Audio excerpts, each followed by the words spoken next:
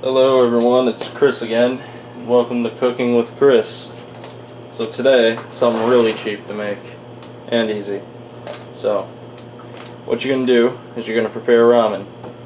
It's very easy to make in a microwave. You put it in a bowl like this, and take one hand, like that, and then you put the other hand here, and push it down so it reaches the bottom somewhat. You don't want it to crack in the middle, you just want it to fit inside. And then what you'll do is you'll fill the water up so it's about halfway on the sides of the ramen. Or you could add a little bit more if you want, but I tend to use halfway. Then all you'll do is you'll take it and you'll put it in the microwave and cook it for 3 minutes. And after your 3 minutes are done, the ramen will be done cooking. Now right now, I have some ramen cooking in the microwave already, since it takes a while. So we got 40 seconds left. So while it's cooking, I'll get some spices out. I'm gonna put this away for later because I'm already making some. Alright, so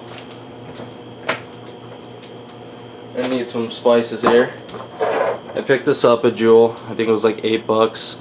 All these spices are pretty expensive, but once you buy them, you know, you obviously don't have to buy them all the time.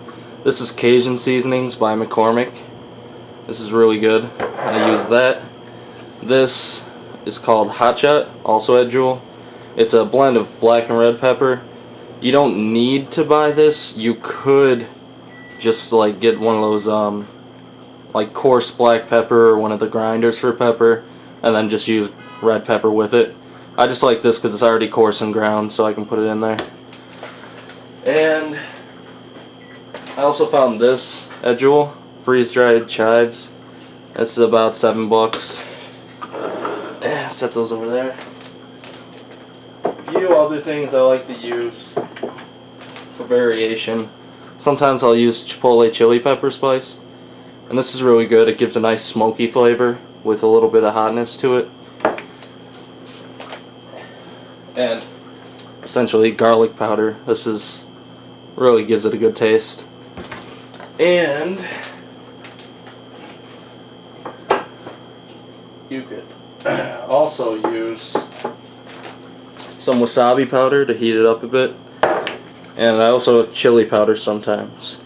So for today, all we're going to be using is the Hot Shot, the chives, the Cajun seasoning, and the garlic powder. So we're just going to set those aside. And the ramen's done.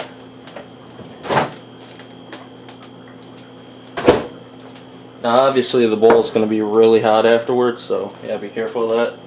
Now what you're going to do from here, you can use a fork or whatever you want. I use chopsticks. Just fluff it up kind of, so you get all the noodles separated. Like so. And you'll see it's just nice and mixed in there with the water. If you think there's too much water, like right now, that's quite a bit of water. I could take some out if I wanted, but I'm just going to leave it like that so I have more broth. Now for me, you can use any kind of flavoring you want. I buy the beef ramen, so first off, just pour this in there. Simple enough. And then you're going to take Cajun, open it up, and pretty much do enough to cover the pile of the beef. And then once you got enough there, the black and red pepper, you don't need too much, just a few shakes like that. And then your chives, I found the easiest way to do this is push the noodles aside so you have like a little bit of just water, and then dump some in. That way you give it a chance to touch the water. And all you do from there, let me move this up. You're gonna take the chives and just kind of slap them down in the water. Alright. And then you can mix this all in. It's easy, you just mix it around.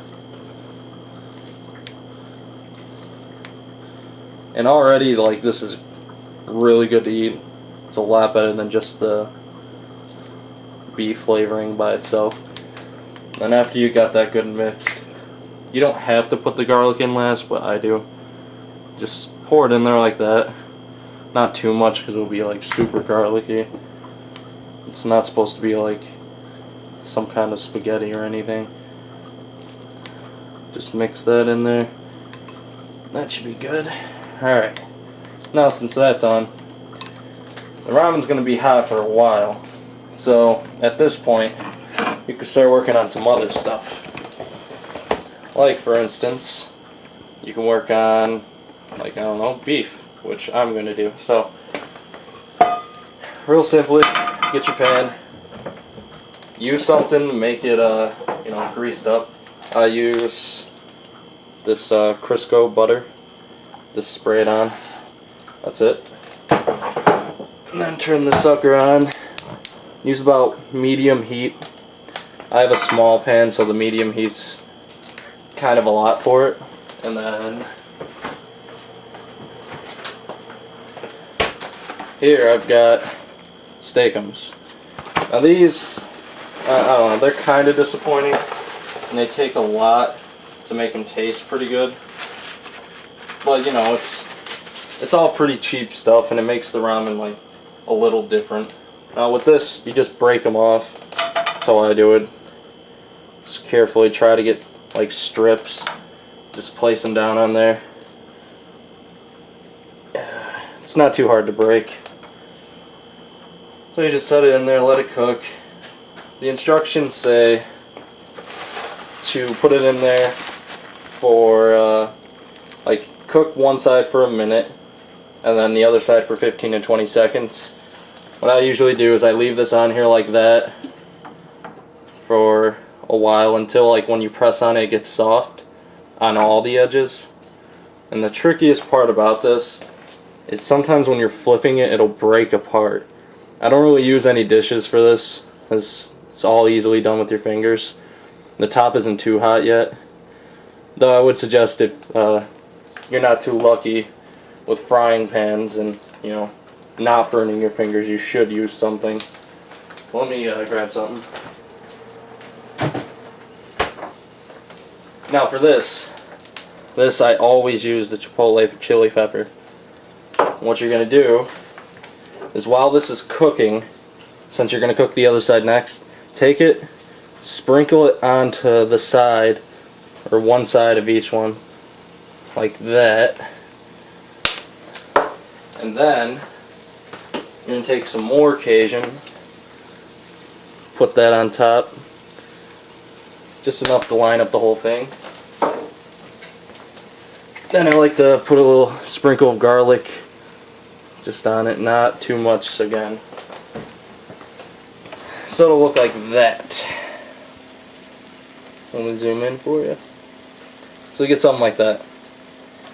Now what you're going to do, since this is pretty much cooking, you can use a utensil or take your finger. Do this quickly because it burns, like your finger.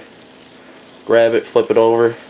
Then you know the other side's cooked good when it's gray like that. So do the other one very quickly. Slide it up the side of the pan.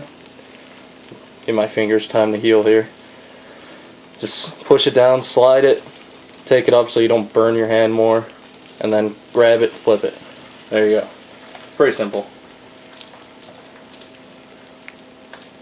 And that's pretty much good enough, so let's move back over to the ramen.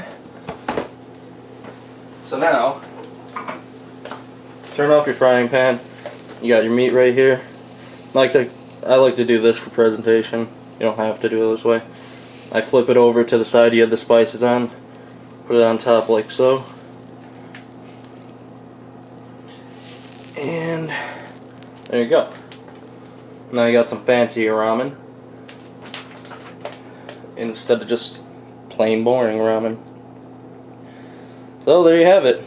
And in a couple of minutes there you got some pretty good ramen and pretty cheap too. So enjoy.